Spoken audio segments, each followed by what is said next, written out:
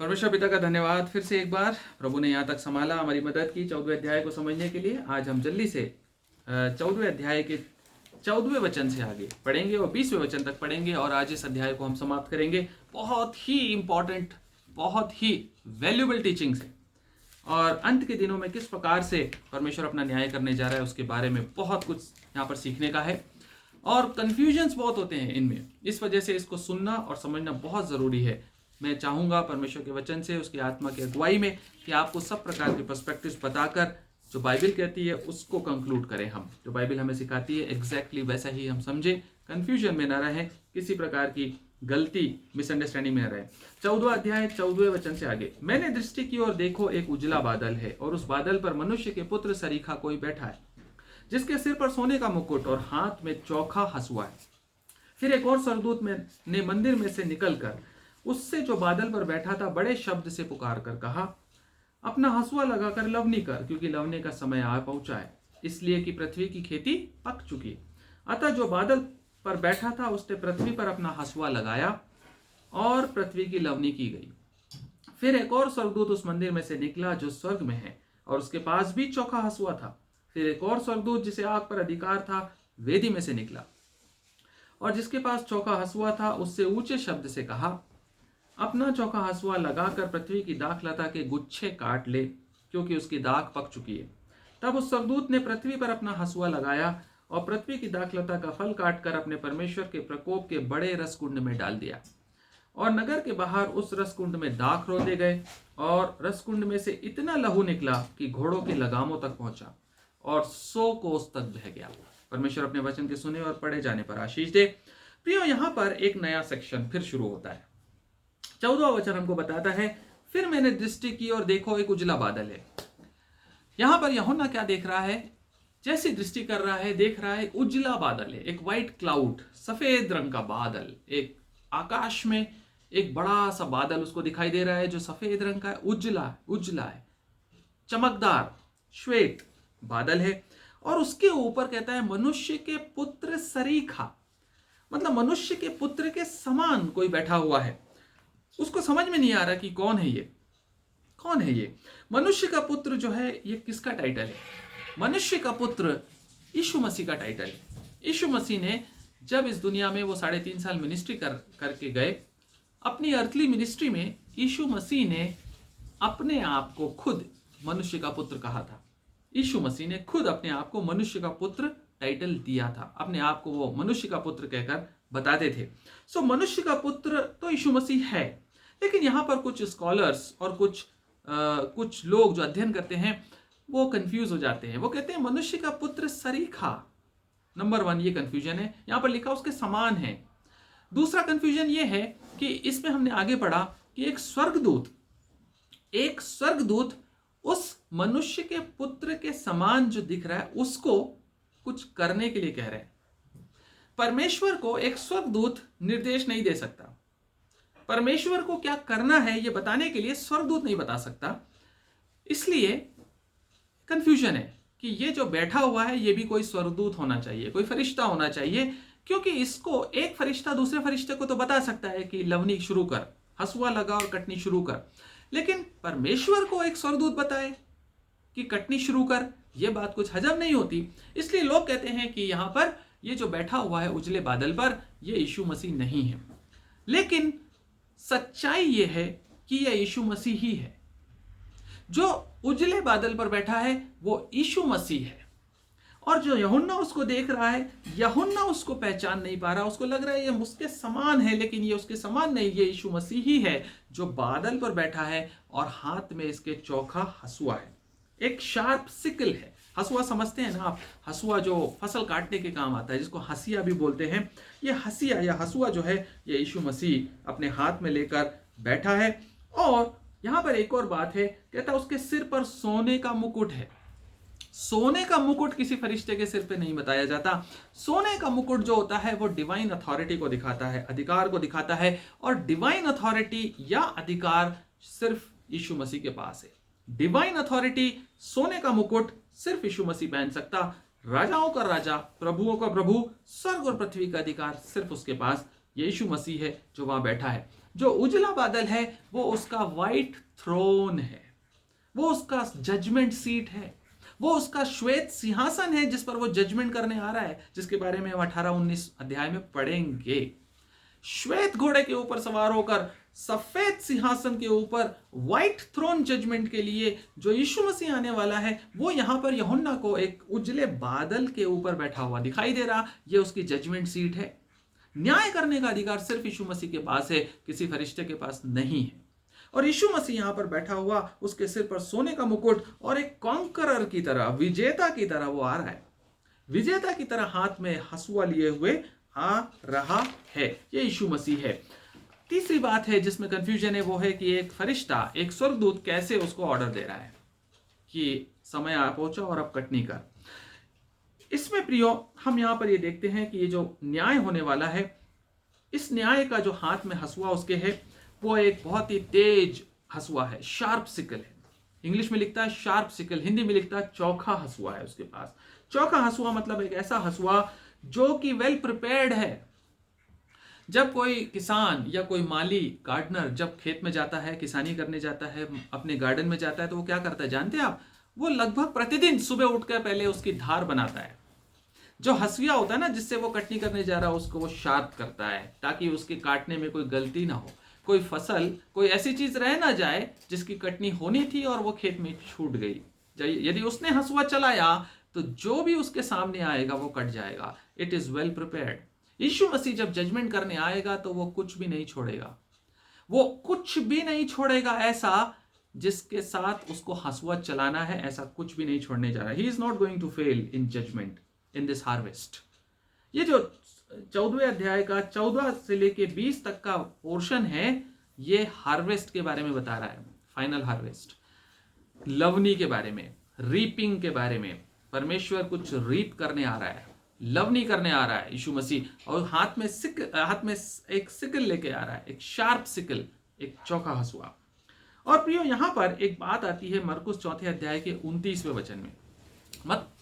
मरकुस 4:29 में लिखा हुआ है कि जब दाना पक जाता है, जब दाना पक जाता है तब उसकी कटनी की जाती है। 4:29 कहता है, परंतु जब दाना पक जाता है तब वह तुरंत हंसिया लगाता है क्योंकि कटनी आ पहुंची है। एक उगाने वाले का, बीज उगाने वाले का दृष्टांत है जिसमें बताया गया है कि वो हंसुआ कब लगाता है? जब दाना पक जाता है। दाना पक जाता है तब वो लवने का काम शुरू करता है। अब यहां पर 15वें वचन में कहता है कि एक और स्वर्गदूत ने मंदिर में से निकलकर, ध्यान से सुनिएगा तो आपको समझ में आ जाएगा कि क्या बात है। मंदिर में से निकलकर एक और स्वर्गदूत आ रहा है, और ये स्वर्गदूत जो मंदिर में से निकल के आ रहा है वो बादल पे बैठे हुए को बता रहा है कि ये कर। जो लोग ये सोचते हैं कि एक स्वर्गदूत यीशु मसीह को निर्देश कैसे दे सकता है, उनको ये बात समझने की जरूरत ज्यादा है। ये जो स्वर्गदूत है ये मंदिर में से निकल के आ रहा है, और स्वर्ग में जो मंदिर है वो हाथों का बनाया हुआ कोई स्ट्रक्चर नहीं है। जब नया यरूशलेम होगा, आगे हम पढ़ेंगे इसी प्रकाशन के अंत में, जब परमेश्वर अपना राज्य स्थापित करेगा, कोई मंदिर नहीं होगा। क्यों? क्योंकि परमेश्वर खुद और मेमना खुद उसका मंदिर होगा। सो मंदिर जो है, जहां से ये स्वर्ग से ये स्वर्गदूत निकल कर आ रहा है, ये मंदिर किसी बिल्डिंग को नहीं दिखाता जहां से ये स्वर्गदूत निकल कर आ रहा है। ये परमेश्वर पिता की प्रेजेंस से आ रहा है, परमेश्वर पिता की उपस्थिति से निकलकर ये स्वर्गदूत बाहर आ रहा है और आ करके यीशु मसीह को बता रहा है कि now the time has come. Yeshu Masih ने खुद कहा था मत्ती 24 में, मत्ती 24 और उसके 36 में यीशु मसीह ने एक बात कही थी, उन समयों और कालों के विषय में सिर्फ पिता जानता है, मैं भी नहीं जानता। मत्ती 24:36वां वचन। उस दिन और उस घड़ी के विषय में, उस दिन और उस घड़ी के विषय में कोई नहीं जानता, न स्वर्ग के दूत और न पुत्र, केवल पिता। ये जो स्वर्गदूत आ रहा है स्वर्ग से, मंदिर से, पिता के थ्रोन के सामने से, उसके सिंहासन के सामने से निकल कर आ रहा है, इसका मतलब है कि पिता उसको डायरेक्ट कर रहा है, now the time has come, I only knew that, मुझे सिर्फ पता था, अब तुमको भी बता रहा हूं, now the time has come, go and tell my son to reap the harvest. जाओ और उसको बता दो कि यह समय वही है जो मेरा समय है, जिसको मैं जानता था, जिसको मैंने तुम में से किसी को रिवील नहीं किया था, तुम्हें बता रहा हूं कि जाकर उसको बता दो कि वो कटनी शुरू कर दे। समझ में आया आपको? ये स्वर्गदूत निर्देश नहीं दे रहा है, ये स्वर्गदूत आदेश नहीं दे रहा है, ये स्वर्गदूत एक मैसेज लेकर आ रहा है पिता का पुत्र के लिए। पुत्र को बता रहा है कि पिता ने बोला है कि समय आ गया। मुझे भी नहीं मालूम था, आपको भी शायद नहीं मालूम था, लेकिन पिता ने बता दिया कि समय आ गया है। So now you have to put forward your sickle and reap the harvest. अब समय आ गया है कि आप लवनी करना शुरू करें, क्योंकि लवने का समय आ पहुंचा है। लवने का समय आ पहुंचा है। क्यों? इसलिए कि पृथ्वी की खेती पक चुकी है। पृथ्वी की खेती पक चुकी है। पृथ्वी की खेती पक चुकी है।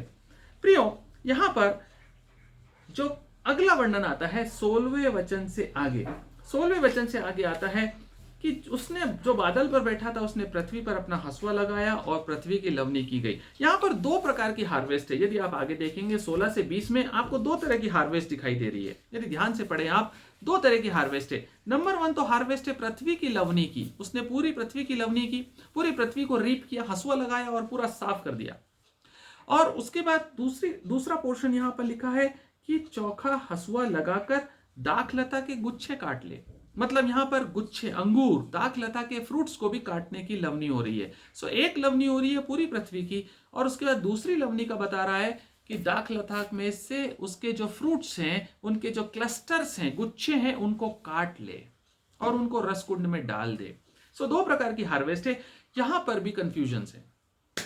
शैतान की आत्मा ने बहुत सारे कंफ्यूजन्स डाल रखे हैं, मनों को धुंधला कर दिया, दिमाग को कुंद कर दिया, आंखों को, विजन को ब्लर कर दिया हमारे लोगों के बीच में, ताकि हम समझ ना सके परमेश्वर के वचन को। लेकिन परमेश्वर का धन्यवाद हो प्रियो कि हम वचन को वचन से समझ सकते हैं, वचन को परमेश्वर की ही आत्मा से हम समझ सकते हैं। इसके लिए हम प्रभु का धन्यवाद करते हैं। पहला मत यह है कुछ स्कॉलर्स का, वो कहते हैं कि यहाँ पर क्या है, दो तरह की हार्वेस्ट है। जो 14 से 16, 14वें वचन से 16वें वचन का जो है वो है पूरी पृथ्वी को एक बार पहले परमेश्वर काटेगा। पूरी पृथ्वी की आत्माओं को, पूरी पृथ्वी के लोगों को परमेश्वर एक तरफ इकट्ठा करेगा, एक साथ एक तरफ कर देगा, अलग कर देगा, उनका जीवन समाप्त करके और उनको एक तरफ ले आएगा। और उसके बाद उसमें से वो क्या करेगा, दूसरा जो न्याय करेगा वो उसमें से जो अनबिलीवर्स हैं, जो उनमें से जो अनबिलीवर्स हैं, जो अविश्वासी हैं, उनको वो रसकुंड में डालेगा। उनको वो कहां डालेगा? रसकुंड में डालेगा, और वहां पर उनका लहू बहेगा। ऐसा लिखा हुआ आप पढ़ रहे हैं अभी 20वें अध्याय 20वें वचन तक। उनका लहू उनको कुचलेगा, उनका लहू बहेगा, उनको समाप्त करेगा। और जो बिलीवर्स होंगे वो बच जाएंगे, इस पूरी पृथ्वी की लवनी में से बच जाएंगे। ये पहला मत है। दूसरा मत यह है कि पहला जो कटनी करेगा परमेश्वर, उसमें सब लोग आ जाएंगे, और सब लोगों के आने के बाद उसमें से पहले वो विश्वासियों को अलग करेगा, क्योंकि जैसे वचन कहता है कि वो भूसी को दाने में से अलग करता है। सो लवनी करेगा सबकी, उसके बाद वो भूसी में से दानों को चुनकर अलग इकट्ठा करेगा, और जो भूसी बच जाएगी उनके लिए दूसरा हार्वेस्ट है, जो रसकुंड का हार्वेस्ट लिखा है 17 से 20 वचन में, वो दूसरे अविश्वासियों के लिए है। पहला सबके लिए, और उसके बाद चुनाव विश्वासियों का अलग करेगा, छांट के अलग करेगा, और बाकी जो भूसी बची है उसको जला डालेगा, जैसे लिखा है वैसे यहां पर वो रसकुंड में डाल के उनका लहू बहाएगा। उनके ऊपर प्रकोप परमेश्वर का प्रकट, उनका न्याय दंड उनके ऊपर आएगा। ये दूसरा मत है। और तीसरा मत जो है, जो ज्यादा अप्रोप्रिएट और सही लगता है, वो मत जो है, वो मत ये कहता है कि ये पूरी की पूरी लवनी, ये पूरी की पूरी हार्वेस्ट अनबिलीवर्स की है। ये पूरी की पूरी कटनी सिर्फ अविश्वासियों की है, इसमें विश्वासी है ही नहीं। ये पूरी की पूरी हार्वेस्ट अनबिलीवर्स की है, इसमें बिलीवर्स का कहीं कोई एग्जिस्टेंस ही नहीं है। क्यों? कैसे हम इस बात को कह सकते हैं? 16वां वचन कहता है अतः जो बादल पर बैठा था उसने पृथ्वी पर अपना हंसुआ लगाया और पृथ्वी की लवनी की गई। पृथ्वी पर रहने वाले अर्थ ड्वेलर्स हमेशा प्रकाशित वाक्य में अविश्वासी, अनरिपेंटेड, विकेट पर्सन्स को दिखाता है। पृथ्वी पे रहने वाले लोगों की बात जहां भी होती है वहां अनबिलीवर्स, अनरिपेंटेड लोगों की बात होती है, दुष्टों की बात होती है, विकेट लोगों की बात होती है। उनकी लवनी यहां पर हो रही है। कैसे इस बात को हम समझ सकते हैं? 15वां वचन जो है, 15वां वचन कहता है इसलिए कि पृथ्वी की खेती पक चुकी है। पृथ्वी की खेती, the harvest of the earth is fully ripe. गौर कीजिएगा यहां पर एक बात, पूरी तरह से पक चुकी है। कौन सी खेती? पृथ्वी की खेती। यहां पर जो शब्द आया है पकने के लिए जो शब्द आया है वो है फुली राइप। इंग्लिश में आया है पूरी पकी हुई, लेकिन ओरिजिनल शब्द कुछ और कहता है। जो ग्रीक में ओरिजिनल लैंग्वेज जिसमें बाइबल लिखी गई उसमें जो शब्द आता है, ग्रीक शब्द है ज़ेराइनो, XERAINO,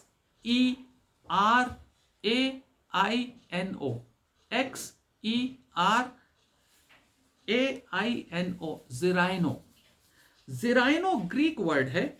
इसका अगर आप इंग्लिश में लिटरल ट्रांसलेशन, इंग्लिश में अगर उसका अनुवाद देखें, बिल्कुल एक्यूरेट अनुवाद, तो वो राइप नहीं होता है, पकना नहीं होता है, वो होता है विदर्ड हो जाना।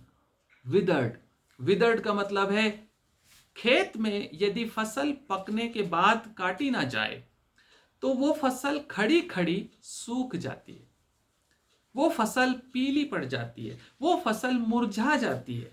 सो विदर्ड होने का मतलब है ऐसी फसल जिसने समय रहते हुए अपने आप को काटने के योग्य नहीं बनाया, जिसको काटा नहीं जा सका, वो फसल विदर्ड हो जाती है, मुरझा जाती है, सूख जाती है, किसी काम की नहीं रहती, सिर्फ इस काम के कि उसको काटा जाए और उसको आग में झोंका जाए। ऐसी कटनी यहां पर हो रही है। ड्राइड विदर्ड हार्वेस्ट है ये, पकी हुई, मुरझाई हुई, सूखी हुई, निस्तेज फसल है ये, जिसमें कोई विगर नहीं, जिसमें कोई लाइफ नहीं। ऐसी फसल को काटने के लिए बादल पे बैठा हुआ यीशु मसीह चौखा हंसुआ लगा रहा है। ये बात कंफर्म और ज्यादा होती है मरकुस के सुसमाचार के 4 अध्याय के 5वें वचन से, और ज्यादा कंफर्म होती है मरकुस 4 अध्याय 5वां वचन, क्योंकि वहां पर भी ओरिजिनल ग्रीक लैंग्वेज में ज़ेराइनो वर्ड यूज हुआ है, और वहां पर भी हिंदी में कहता है फसल पक गई। 4 अध्याय 5वां, मरकुस 4 अध्याय और उसका 5वां वचन। यहां पर ऐसे एक बीज बोने वाले का दृष्टांत है, जिसने कि बीज को बोया और वहां पर क्या हुआ, कुछ पथरीली भूमि पर गिरा। 4 अध्याय 5वां वचन, कुछ पथरीली भूमि पर गिरा जहां उसको बहुत मिट्टी नहीं मिली और गहरी मिट्टी नहीं मिलने के कारण जल्द उग आया, और जब सूर्य निकला तो जल गया। जब सूर्य निकला तो यह फसल जल गई और जड़ न पकड़ने के कारण सूख गया।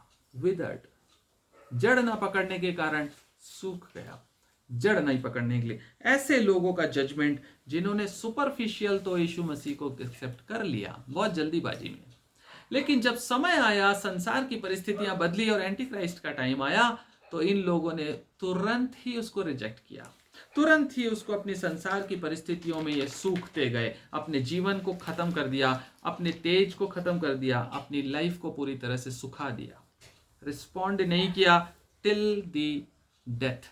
इन्होंने विश्वास योग्यता का जीवन नहीं बिताया। यीशु मसीह जब जमीन पर थे तभी खेती पक चुकी थी।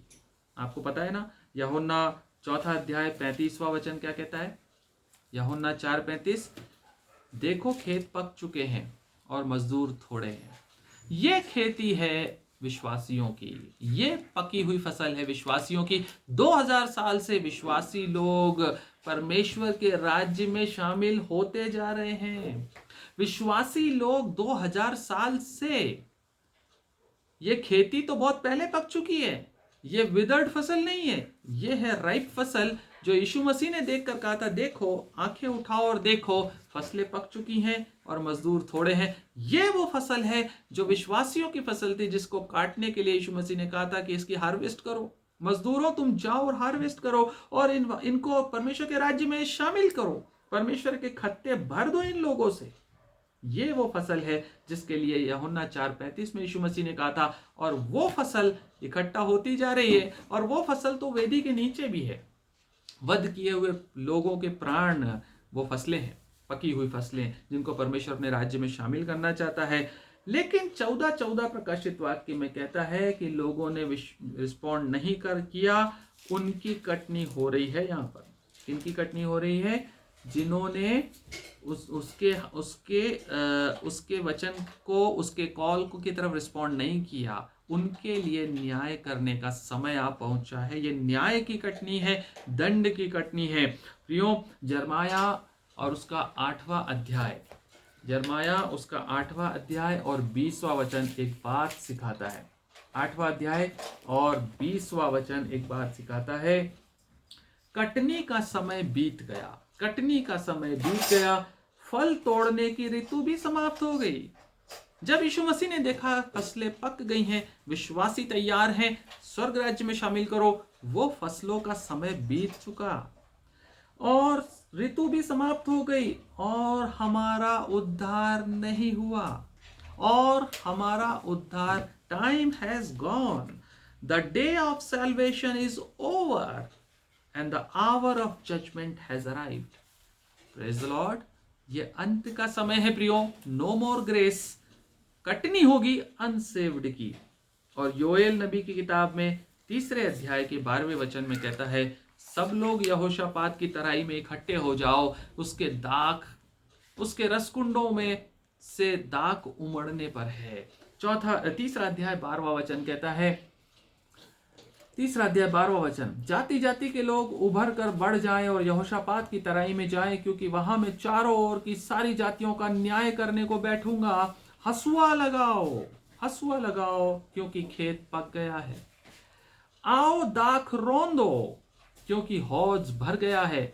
रसकुंड उमंडने लगे, क्योंकि उनकी बुराई बहुत बड़ी है, क्योंकि उनकी बुराई बहुत बड़ी है। यहोशापात की तराई में ये है परमेश्वर की कटनी जो यीशु मसीह करने आ रहा है। प्यार प्रियो, न्याय की कटनी करने आ रहा है। Hour of judgment is there. 17-18वां वचन क्या कहता है? फिर एक और स्वर्गदूत उस मंदिर में से निकला जो स्वर्ग में है, उसके पास भी चौका हंसुआ था। उस मंदिर में से एक और स्वर्गदूत निकला और इस बार वो भी एक हंसुआ लेकर आ रहा है, वो भी एक हंसुआ लेकर आ रहा है। फिर एक और स्वर्गदूत जिसे आग पर अधिकार था वेदी में से निकला, जो जिसके पास चौका हंसुआ था। उसने ऊंचे शब्द से कहा, अपना चौका हंसुआ लगाकर पृथ्वी की दाखलता के गुच्छे काट ले, क्योंकि उसकी दाख पक चुकी है। ये जो 2 स्वर्गदूत है 17 और 18 में, ये 14वें अध्याय के 5वें और 6ठे स्वर्गदूत है। स्वर्गदूत आ रहे हैं एक के बाद एक। 14वें अध्याय में आप देख रहे हैं ये जो स्वर्गदूत हैं 17-18 वचन में, ये 5वें और 6ठे स्वर्गदूत हैं। यानी कि यहाँ पर पहले और दूसरे स्वर्गदूत हैं, लेकिन ये पूरे 14वें अध्याय में 5वें और 6ठे स्वर्गदूत हैं। ये दोनों स्वर्गदूत कहाँ से निकल रहे हैं? 5वां स्वर्गदूत जो है वो मंदिर में से निकल रहा है, और जो 6वां स्वर्गदूत है वो कहाँ से निकल रहा है? वेदी में से निकल रहा है, वेदी में से निकला। और दोनों के हाथ में चौके हंसुए, दोनों के हाथ में चौके हंसुए हैं। दोनों अधिकार के साथ कटनी करने के लिए निकल पड़े हैं। और हमने पढ़ा था, आपको याद हो, वेदी की बात आ रही है तो आपको याद होना चाहिए वेदी का वर्णन सबसे पहले कहां पर आया था? प्रकाशित वाक्य की किताब में। आपको याद होना चाहिए प्रियो, भूलिए मत इस बात को। वेदी जो है वहां पर एक स्वर्गदूत गया था धूप दान लेकर वेदी के पास, और उसको बहुत सारा धूप दिया गया था। याद है? प्रकाशित वाक्य 6वां अध्याय 9वां वचन, प्रकाशित वाक्य 6:9 में वो गया वेदी के पास, उसको अंगारे वेदी में से धूप दिया गया। और उसके बाद आपको पढ़ा है 8वें अध्याय के 3 वचन में भी, उसको बहुत, उसके जो वेदी के अंगारे दिए गए थे उसको उसने पृथ्वी पे उंडेल दिया। वेदी के अंगारों को पृथ्वी पे उंडेल दिया उस स्वर्गदूत ने। ये जो स्वर्गदूत आ रहा है वेदी में से निकलकर, ये पृथ्वी पर अंगारों को उंडेल नहीं आ रहा है।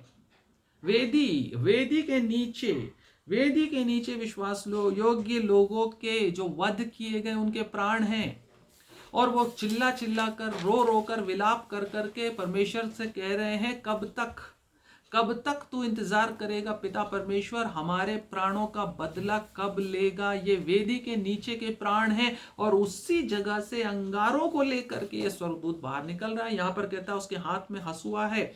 अंगारे या हसुआ परमेश्वर के दंड और उसके न्याय के बारे में बात कर रहा है। उसका दंड होने जा रहा है, उसकी बात कर रहा है। और ये क्यों हो रहा है? परमेश्वर की योजना है, लेकिन इसके लिए प्रार्थनाएं कौन कर रहे थे? वेदी के नीचे वध किए हुए प्राण, जो परमेश्वर के विश्वास योग्य लोग हैं, उनके प्राणों की प्रार्थनाओं का बदला परमेश्वर देने जा रहा है। स्वर्गदूतों के द्वारा ये संदेश दे रहा है। ये न्याय यहां होता हुआ दिख रहा है। प्रियो, ये जो आग है वेदी की आग और न्याय, ये क्लोजली एसोसिएटेड है। परमेश्वर का न्याय जो है वो fire and judgement, they are very very closely associated.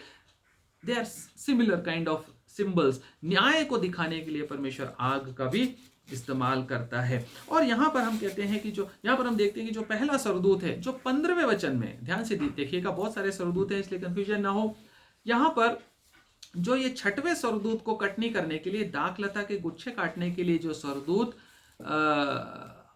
बता रहा है समय, ये वही 15वें वचन वाला स्वर्गदूत है। जो 15वें वचन में स्वर्गदूत ने, जिसने यीशु मसीह को कहा कि हसुआ लगा क्योंकि खेती पक चुकी है, लवनी का समय आ गया, वही स्वर्गदूत इस 6वें स्वर्गदूत को भी कह रहा है कि तू जो है वो दाखलता के गुच्छे काट ले, उसमें से फलों को निकाल ले और उनको रस कुंड में डाल दे। और ये जो पृथ्वी की दाखलता के गुच्छे हैं, ये जो दाख है ये पक चुकी है। प्रभु लोगों का न्याय तभी करता है प्रियो, जबकि वो पक चुके होते हैं। उनकी अधर्म, उनकी इनिक्विटीज बढ़ चुकी होती है एक सीमा से ज्यादा, तभी परमेश्वर न्याय करता है। परमेश्वर धीरज रखता है, मौके देता है मन फिराने के, लेकिन मन नहीं फिराने वाले पकते जाते हैं।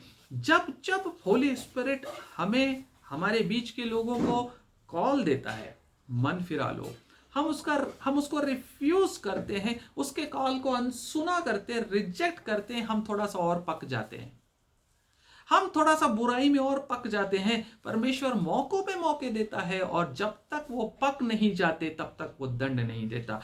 जब वो पक जाते हैं और परमेश्वर कहता है नाउ इट इज ओवर, ये पक चुके हैं और मैं भी पक चुका हूं।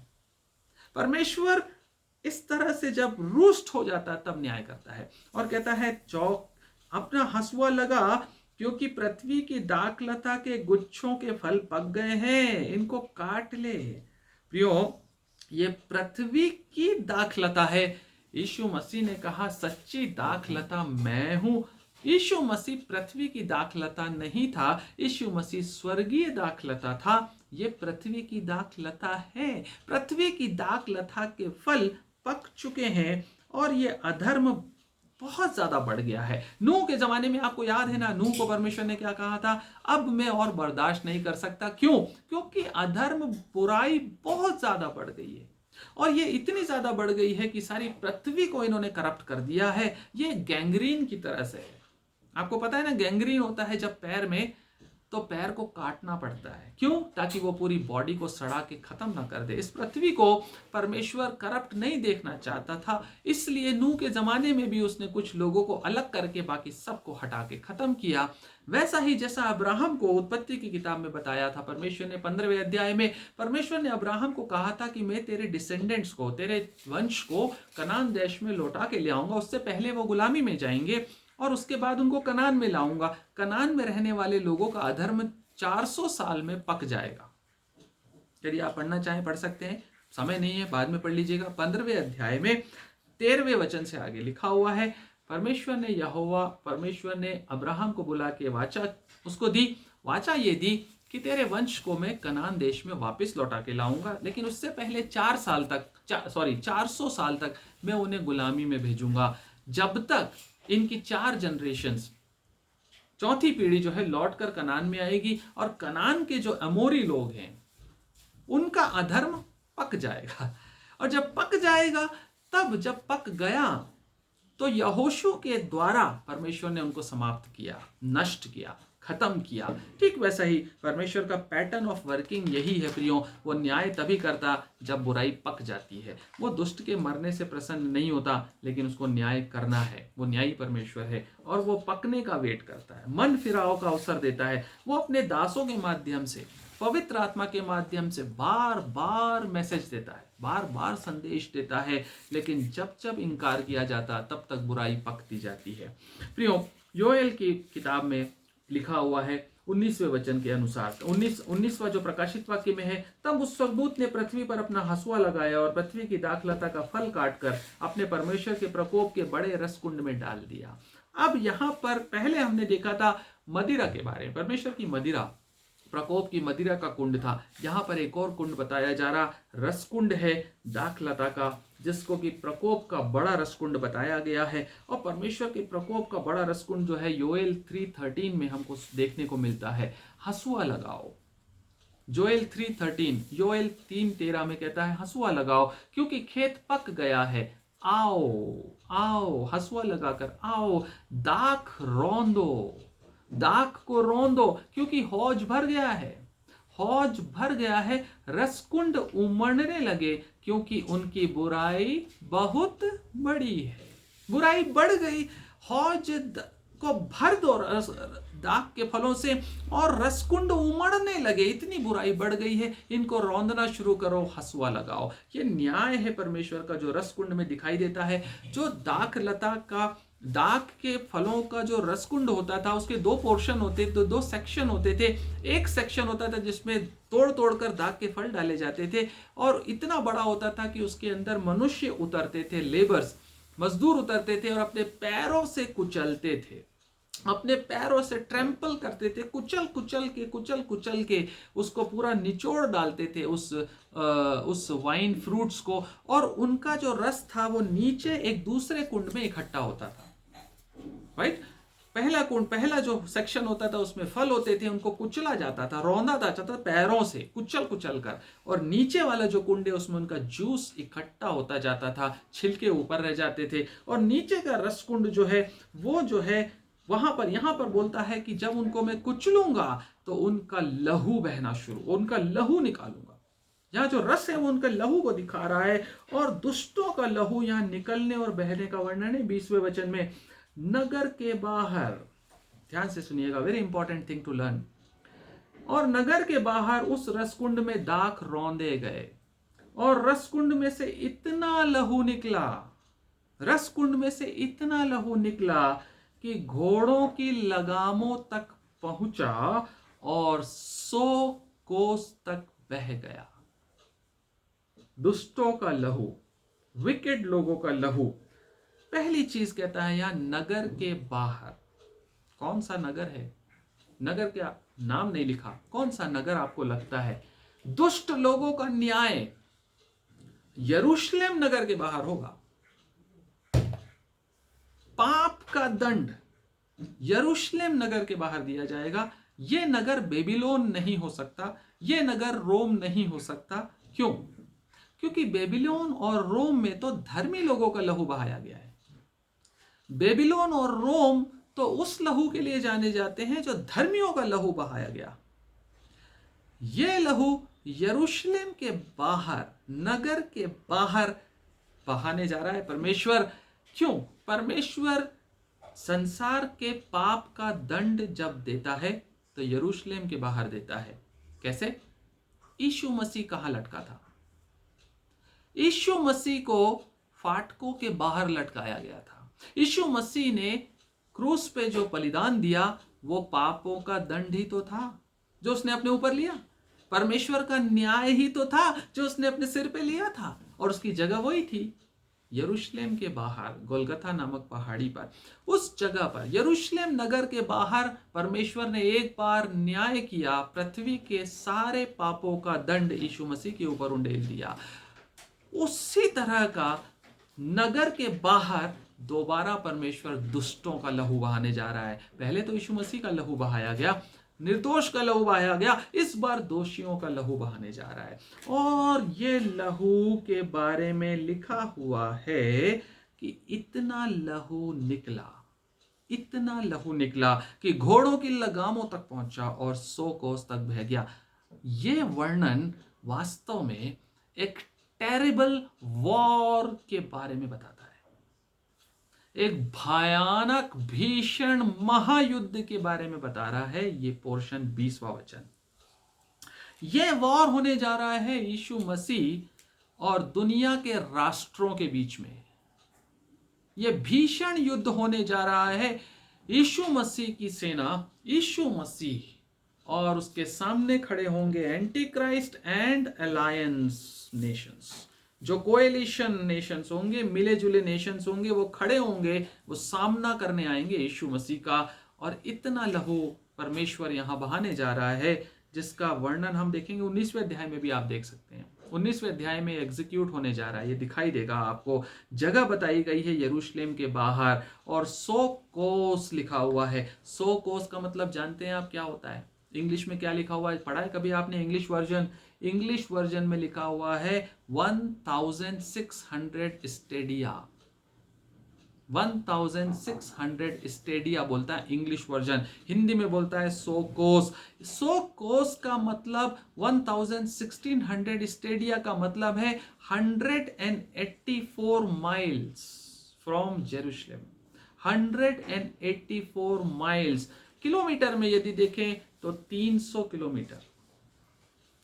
जेरूशलेम से 300 किलोमीटर बाहर ये महा मेगा वॉर होने जा रहा है। फाइनल वॉर, अंतिम युद्ध, भीषण युद्ध। यह युद्ध 20वीं शताब्दी के फर्स्ट वर्ल्ड वॉर और सेकेंड वर्ल्ड वॉर को भी भुला देगा। यह युद्ध इतना भयानक होगा कि इसकी तीव्रता, इसकी सीवियरिटी, इसकी इंटेंसिटी इतनी ज्यादा होगी जितना पृथ्वी के इतिहास में आज तक नहीं हुआ। कैसे पता चलता है ये बात? लहू की क्वांटिटी से पता चलता है। कितना लहू बह रहा है? 100 कोस तक का लहू बह रहा है। और उस लहू की जो नदी है, वो जो लहू बह रहा है, उसकी हाइट कितनी है देखिए, थोड़ा गौर कीजिए। कहां तक पहुंच रहा है वो लहू? घोड़ों की लगामों तक। आप कल्पना कर सकते हैं, सोच सकते हैं, घोड़ों की लगाम करीब 4 या 4.5 फीट की हाइट तक होती है, जमीन से 4.5 फीट की हाइट और 100 कोस की लंबाई। इतना लहू कभी देखा है बहते हुए?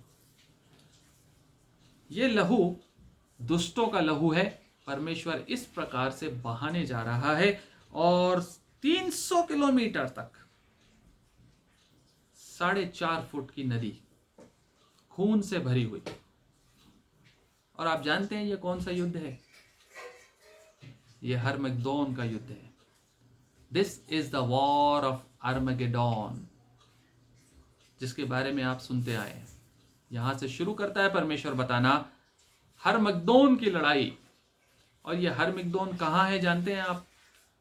यरूशलेम के उत्तर में मेगिदो नाम की एक पहाड़ है।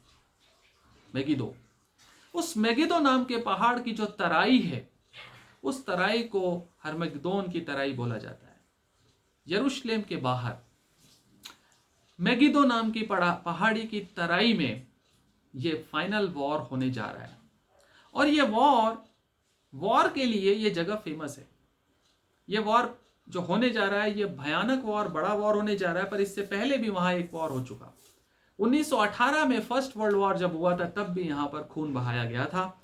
यह तराई एक स्ट्रेटेजिक लोकेशन है, एक बहुत ही इंपॉर्टेंट लोकेशन है, एक जॉइंट जंक्शन है एक तरह का। और ये जो है यरूशलेम से ऊपर है और 300 किलोमीटर का मतलब है करीब करीब पैलेस्टाइन। यरूशलेम के ऊपर वेस्टर्न साइड में पैलेस्टाइन है, फिलिस्तीन की लंबाई भी लगभग 300 किलोमीटर है। ऊपर की तरफ सीरिया है, नीचे की तरफ मिस्र है। सो सीरिया की बॉर्डर से लेके मिस्र की बॉर्डर तक जो फिलिस्तीन वाला हिस्सा है, इजराइल का वेस्टर्न नॉर्दर्न पार्ट जो है, ये पार्ट जो है मेगिदो का पार्ट है, ये पार्ट हर्मगिद्दोन का की तराई है। इस जगह पर ये लड़ाई होने जा रही और इस लड़ाई में इतना खून बहाया जाने वाला है प्रियो। परमेश्वर ऐसा अनुग्रह दे कि हम लोगों का लहू इस नदी में ना बहाया जाए। परमेश्वर मर्सीलेस जजमेंट करने जा रहा है, ऐसा जजमेंट जिसकी कल्पना करके भी रोंगटे खड़े हो जाते हैं, जिसके बारे में सोच कर भी कि परमेश्वर ऐसा भी कर सकता है, हम सोच नहीं सकते, क्योंकि हमने उसके अनुग्रह के काल को देखा है, हमने उसकी ग्रेस को देखा है, हमने उसकी दया को देखा है, हमने क्रूस पे चढ़े हुए यीशु मसीह को तो देखा है, पर हमने उस हंसिया लिए हुए, चौखा हंसुआ लिए हुए यीशु मसीह को नहीं देखा है। लेकिन जब वो हंसुआ चलाएगा तो ये एक स्ट्रॉन्ग और डिसाइसिव एक्शन होगा, ये एक ऐसा कार्य होगा परमेश्वर का जो कि बहुत रेयरली वो करता है, रैंडमली वो करता है, लेकिन जब वो करता है तो उसके सामने कोई ठहर नहीं सकता। उसके क्रोध के बारे में हम पढ़ चुके हैं पहले भी, उसका न्याय हम समझ चुके हैं कैसा होता है, कैसे उसकी जो फुल स्ट्रेंथ मदिरा होगी क्रोध की, कैसी भयानक होगी, इसका अंदाज ही लगा सकते हैं हमारी कल्पना से बाहर। जिस तरह का खून की नदी इस पृथ्वी पे बहने जा रही है, आप सोचे। और कम से कम हम और आप जो सुन रहे हैं इस समय, जो देख रहे हैं, पढ़ रहे हैं, कम से कम हम लोग उस भयानक दिन से बचने का प्रयत्न करें। हम पवित्र बनकर, विश्वास योग्य बनकर, परमेश्वर के अनुसार अपने जीवन को पवित्रता में, विश्वास और आज्ञाकारिता में बिताना शुरू करें। उसका पैमाना बिल्कुल साफ है, वो कोई कॉम्प्रोमाइज़ नहीं करता। जब तक ग्रेस है तभी तक रिपेंटेंस है, तभी तक आपके लिए माफ़ी है, तभी तक आपके लिए लौटने का मौका है। यदि लौटना नहीं चाहते तो हम पकते जाएंगे और उसके दाख रस के जो रसकुंड हैं उसमें कुचल दिए जाएंगे। हमारा लहू उमड़ता रहेगा, हमारा मतलब पापियों का, अधर्मियों का, जिन्होंने उसका इनकार किया। सो परमेश्वर ऐसा अनुग्रह दे कि हम इस लड़ाई की जो सीमा है, जो हम देख रहे हैं प्रियो, यहाँ पर इस जगह पर हर्मगिद्दोन में, ये जो अनहोली ट्रिनिटी आपने पढ़ी 13वें अध्याय में, 12वें अध्याय में, अजगर और जो एंटी क्राइस्ट है और जो फॉल्स प्रॉफिट है, ये तीनों की तीनों इनकी सेनाएं कुचल दी जाएंगी, खत्म कर दी जाएंगी। और आपको मालूम है कैसे होगा? पहले एंटी क्राइस्ट की सेनाएं जो हैं दूसरे देशों से सामना करेंगी, पूर्व के देश से सेनाएं आएंगी और एंटी क्राइस्ट और उसके जो नेशंस हैं, जो 10 राष्ट्र हैं, उसका अलायंस है, वो उनसे लड़ाई करेगा। लेकिन जैसे ही वो देखेंगे कि यीशु मसीह आ गया, यीशु मसीह सामने खड़ा हो गया न्याय करने के लिए, वैसे ही वो जो शत्रु है वो एक हो जाएंगे, सारी दुनिया के राष्ट्र एक हो जाएंगे और सब मिलकर यीशु मसीह के खिलाफ लड़ेंगे, सब मिलकर उसके सामने खड़े होंगे, बलवा करेंगे। और ये हर्मगिद्दोन उन सब की लड़ाई का वर्णन है प्रियो। कम से कम ऐसा बताया जाता है, कम से कम 50 करोड़ लोगों का लहू बहेगा, कम से कम 500 मिलियन। हम नहीं जानते एग्जैक्टली क्या होने जा रहा है, लेकिन परमेश्वर ऐसा अनुग्रह दे कि हम परमेश्वर के इस दंड को अपने जीवन में आने का मौका नहीं दे। परमेश्वर अपने इस वचन पर आशीष दे और हमें समझने की, सीखने की और लागू करने की बुद्धि दे।